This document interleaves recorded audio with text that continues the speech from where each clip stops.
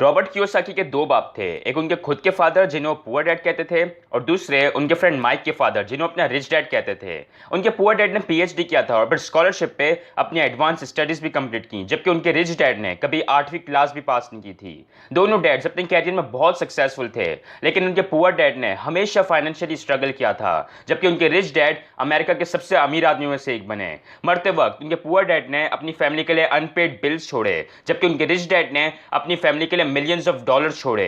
उनके poor dad हमेशा कहते थे कि मैं अफोर्ड नहीं कर सकता, मैं ये नहीं कर सकता, मैं वो नहीं कर सकता, जबकि उनके रिच डैड कहते थे कि मैं ये कैसे अफोर्ड कर सकता हूं। उनके पुअर डैड कहते थे कि पढ़ाई करो, डिग्री लो ताकि तुम्हें एक अच्छी जॉब मिल सके, जबकि उनके रिच डैड कहते थे कि ये सोचो कि तुम कैसे दूसरों को जॉब्स दे सकते हो। दोनों डैड्स के पैसे के लेकर सोच बिल्कुल अलग थी। तभी 9 साल की उम्र में रॉबर्ट कियोसाकी ने डिसाइड किया कि अपने रिच डैड की सुनेंगे और उनसे पैसों के बारे में सीखेंगे।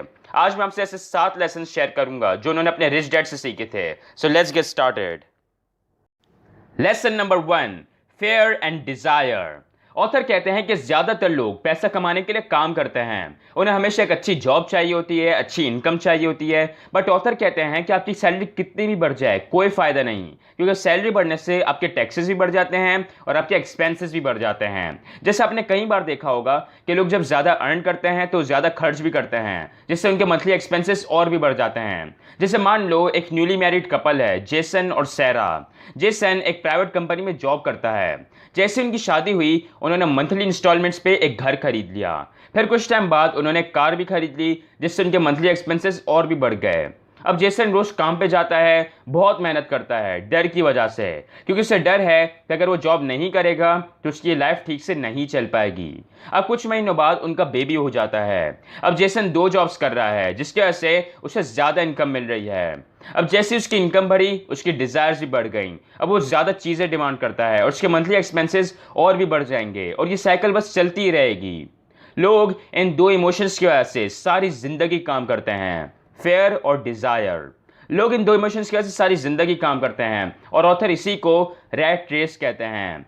अगर आप भी मैक्सिमम लोगों की तरह अपनी पूरी इनकम खर्च कर देते हो तो आप कभी रिच नहीं बन सकते, और फिर चाहे आपकी इनकम कितनी भी बढ़ जाए कोई फायदा नहीं। इसलिए सॉल्यूशन बस एक ही है कि आप उस एडिशनल इनकम को इन्वेस्ट करो, जो हम नेक्स्ट लेसन में सीखेंगे।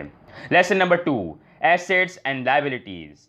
जब रॉबर्ट ने अपने रिच डैड से अमीर बनने का सीक्रेट पूछा तो रिच डैड ने कहा कि अमीर बनने का बस एक ही सीक्रेट है। अगर तुम्हें अमीर बनना है तो तुम्हें बस यही जानने की ज़रूरत है कि एक एसेट और एक लायबिलिटी में क्या फ़र्क होता है, और तुम्हें एसेट्स बाय करने की ज़रूरत है। तो रॉबर्ट ने उनसे पूछा कि अगर रिच बनना इतना ही सिंपल है तो सब रिच क्यों नहीं बन जाते।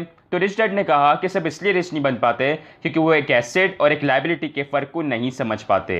फिर रिच डैड उसे बताते हैं कि एक एसेट और एक लायबिलिटी में क्या फ़र्क होता है।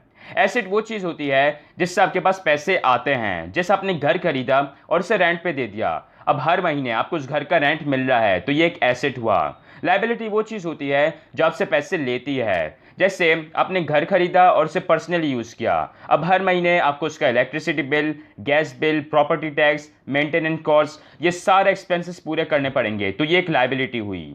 अब बहुत से लोग जॉब करते हैं और पैसा कमाते हैं, लेकिन इसका ये मतलब नहीं कि वो जॉब एक एसेट है।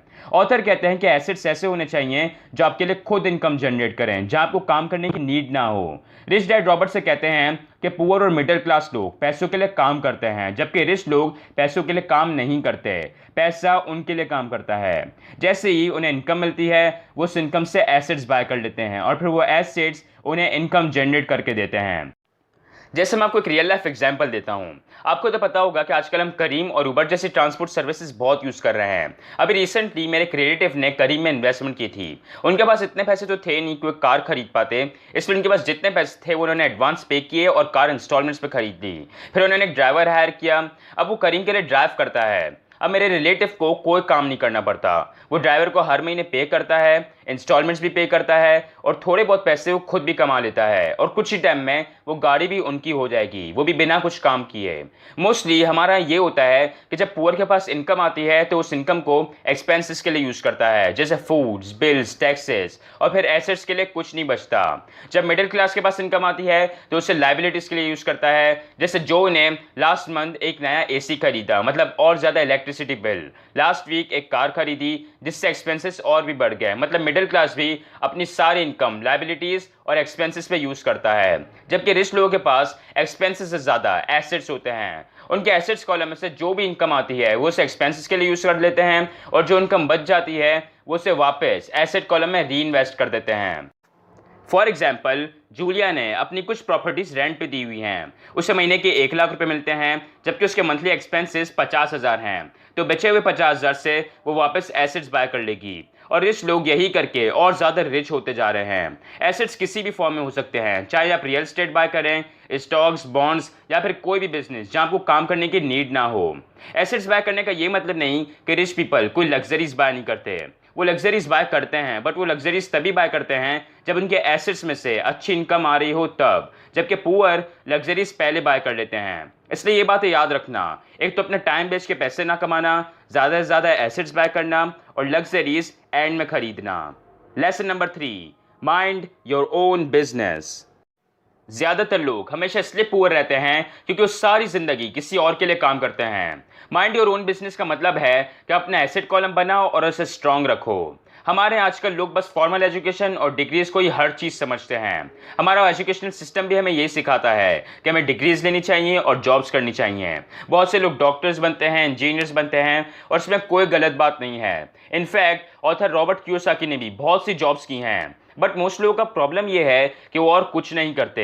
वो जॉब्स तो करते हैं बट साथ में उनका अपना कोई बिजनेस नहीं होता, वो अपने एसेट कॉलम को स्ट्रांग नहीं बनाते। जैसे जब रॉबर्ट कियोसाकी जॉब कर रहे थे तो साथ में रियल एस्टेट्स भी खरीदते बेचते थे। इसलिए अगर आप कोई जॉब करते हो तो उसे कंटिन्यू रखो, एक अच्छे हार्ड वर्किंग एम्प्लॉय बनो, बट साथ में अपना कोई खुद का भी बिजनेस करो, अपने एसेट कॉलम को स्ट्रांग करो।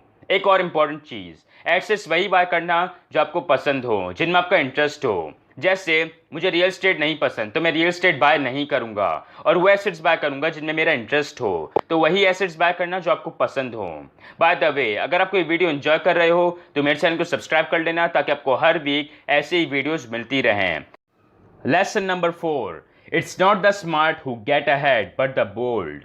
ऑथर कहते हैं कि लोग अमीर इसलिए नहीं बनते क्योंकि उनके पास बहुत सारे पैसे होते हैं, वो रिच सिर्फ और सिर्फ अपनी फाइनेंशियल नॉलेज की वजह से बनते हैं। अब मैं आपसे बुक समरी जो शेयर कर रहा हूँ, आपको नॉलेज तो दे रहा हूँ, बट इसका ये मतलब नहीं कि आप रिच बन जाओगे। आप तब तक रिच नहीं बन सकते जब तक आप इस नॉलेज को यूज़ नहीं करते। बहुत से लोगों के पास नॉलेज तो होती है बट वो कभी उस नॉलेज को यूज़ ही नहीं करते, उस पर एक्शन नहीं लेते। ऑथर कहते हैं कि नॉलेज तो बहुत लोगों के पास होती है, लेकिन ज़िंदगी में कामयाब वही बनता है जो हिम्मत करके उन स्टेप्स को फॉलो करे, एक्शन ले। अब जैसे मैंने आपको इस वीडियो में एडवाइस दी कि अपने इनकम को एसेट्स में इन्वेस्ट करें। अब आप में से कितने कम लोग इस एडवाइस को फॉलो करेंगे, और चांस है कि वही थोड़े बहुत लोग आगे जाके रिच बनेंगे। बहुत से लोग एक्शन इसलिए नहीं लेते क्योंकि कहते हैं कि उनके पैसे डूब जाएंगे। बहुत से लोग कहेंगे कि यार मेरी एक फैमिली है, मैं रिस्क लेना अफोर्ड नहीं कर सकता, या बहुत से लोग ये भी कहते हैं कि मेरे पास इन्वेस्ट करने के लिए पैसे ही नहीं हैं। तो मैं आपको बता दूं कि ऑथर ने बहुत ही रिस्की इन्वेस्टमेंट्स किए हुए हैं, ऐसे इन्वेस्टमेंट्स जब उनके बैंक अकाउंट में एक भी पैसा नहीं था। ऑथर कहते हैं कि पैसे लाने के बहुत से तरीके हैं, बस आपको पता होना चाहिए कि कैसे। इसीलिए फाइनेंशियल नॉलेज बहुत ज़रूरी है और फाइनेंशियल नॉलेज से रिस्क भी बहुत कम हो जाता है। लेकिन अगर आपको अमीर बनना है तो रिस्क तो लेना ही पड़ेगा। इसलिए ज़्यादा से ज़्यादा अपनी फाइनेंशियल नॉलेज पे ध्यान दो और फिर हिम्मत करके एक्शन भी लो, तभी आप रिच बनोगे। Lesson number 5, work to learn. Graduation करने के बाद ऑथर रॉबर्ट कियोसाकी को स्टैंडर्ड ऑयल ऑफ कैलिफोर्निया में जॉब मिल गई, जहां वो साल के $42,000 अर्न कर रहे थे। उनके पुअर डैड बहुत खुश थे। उनके पुअर डैड चाहते थे कि रॉबर्ट एक हाई पेइंग जॉब में सेटल हो जाए, जबकि उनके रिच डैड कहते थे कि कभी भी पैसों के लिए काम मत करना, हमेशा सीखने के लिए काम किया करो। रॉबर्ट कियोसाकी ने 6 महीने बाद वो जॉब छोड़ दी और वो मरीन कॉर्प्स में चले गए ताकि वो वहां जाके कुछ सीख सकें। उनके रिच डैड बहुत खुश थे, जबकि उनके पुअर डैड बहुत गुस्से में थे। उनके पुअर डैड कहते थे कि तुम्हें किसी एक फील्ड या एक सब्जेक्ट को मास्टर करना चाहिए, और ये सही भी है, लेकिन साथ ही आपको नए नए स्किल्स भी सीखने चाहिए। जैसे मान लो मेरा एक यूट्यूब चैनल है जो मैंने बहुत ग्रो कर लिया है, मैंने यूट्यूब को अच्छे से मास्टर कर लिया है। अब अचानक एक दिन यूट्यूब मेरा चैनल बंद कर देता है या फिर यूट्यूब भी बंद हो जाता है तो मेरा तो सब कुछ चला जाएगा। इसलिए ज़रूरी है कि मैं दूसरी चीज़ें भी सीखूं, जैसे यूट्यूब के साथ साथ फेसबुक, इंस्टाग्राम और दूसरे सोशल मीडिया प्लेटफॉर्म्स को मास्टर करूं, अपनी खुद की वेबसाइट बिल्ड करूं। रिच डैड लर्निंग को बहुत इंपॉर्टेंट मानते थे। रॉबर्ट कियोसाकी रिच डैड की मीटिंग्स के वक्त उनके साथ बैठे थे ताकि उनसे कुछ सीख सकें। एक बार रॉबर्ट कियोसाकी एक स्पीकिंग इवेंट में गए थे। इवेंट के बाद एक फीमेल रिपोर्टर ने उनका इंटरव्यू लिया। उस रिपोर्टर ने ऑथर से कहा कि वो भी एक दिन उनकी तरह बेस्ट सेलिंग ऑथर बनना चाहती है। तो रॉबर्ट कियोसाकी ने उस रिपोर्टर के कुछ आर्टिकल्स पढ़े और वो उन्हें बहुत पसंद आए।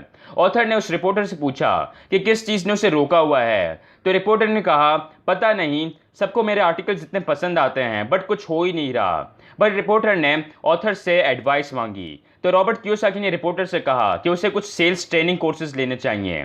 ये सुन के रिपोर्टर को बहुत गुस्सा आया और उसने रॉबर्ट कियोसाकी से कहा कि मेरे पास एक मास्टर्स डिग्री है, मैं एक प्रोफेशनल हूँ और आप चाहते हैं कि मैं सेल्समैन बन जाऊँ। तो ऑथर ने अपनी बेस्ट सेलिंग बुक उठाई और कहा कि ये देखो, ये एक बेस्ट सेलिंग बुक है, ना कि बेस्ट राइटिंग बुक। इसलिए लर्निंग पे ज़्यादा से ज़्यादा ध्यान दो। फाइंड करो कि आपको क्या स्किल्स सीखने की ज़रूरत है और फिर उन स्किल्स को सीखो। लेसन नंबर 6, पे योर सेल्फ फर्स्ट।